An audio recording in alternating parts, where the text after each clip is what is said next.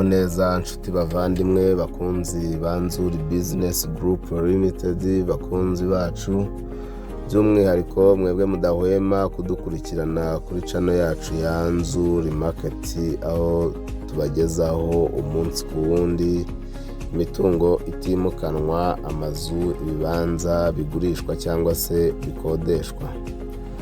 Twongeye kubasuhuza rero bakunzi bacu, tubifuriza gukomeza kuryoherwa na Noheli nziza n'umwaka mushya muhire wa 2022 kugira ngo uzabere uwishya n'ihirwe.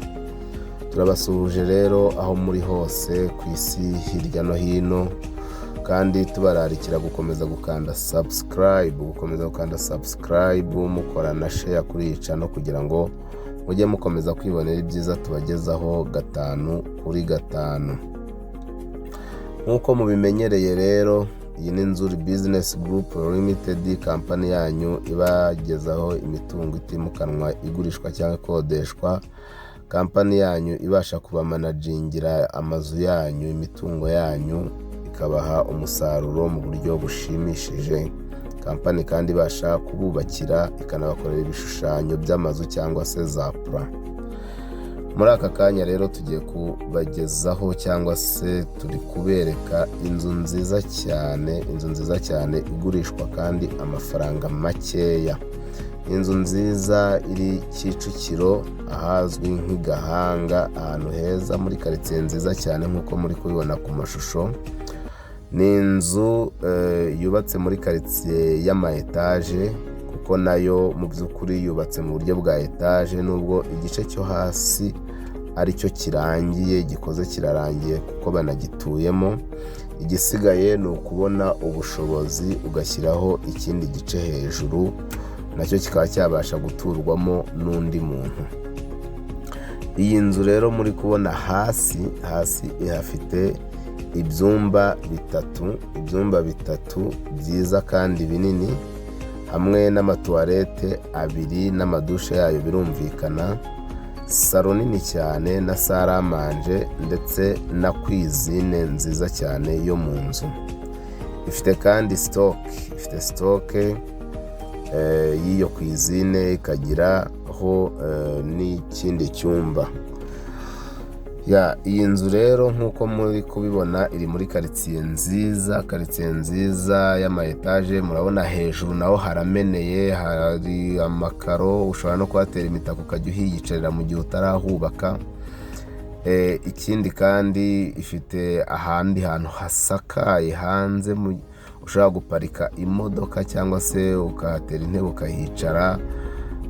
Kimwe nuko ushatse wanahakora business, kuko ni quartier ituwe cyane. Business yayo yose ijyanye no kwakira abantu wayihakorera. Iyi nzu rero ikaba ifite na parking ihagije. Iyi nzu si ibyo gusa kandi, kuko ifite annex yindi yayo. Iyo annex nayo ikaba ifite ibyumba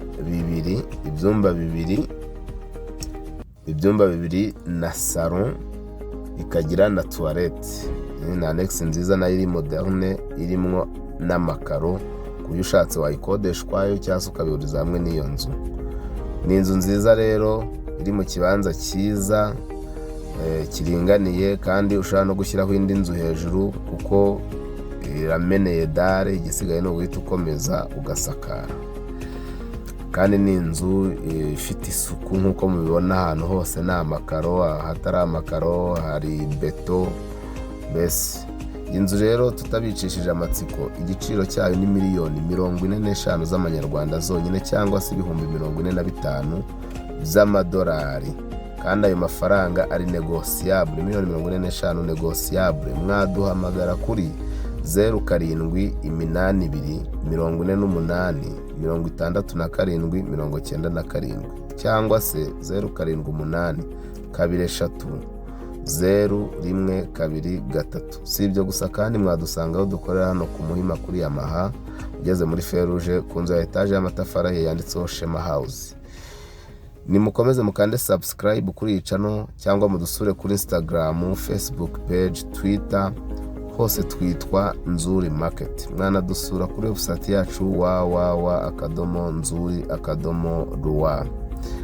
ni iwacu muri Nzuri Business Group Limited, umukiriya ni umwami. Tubahe ikaze muze tubihere imari y'iminsi mikuru, mwinjire mu wundi mwaka mutuye ahantu heza kandi hagezweho. Ni karibu cyane iwacu, murakoze.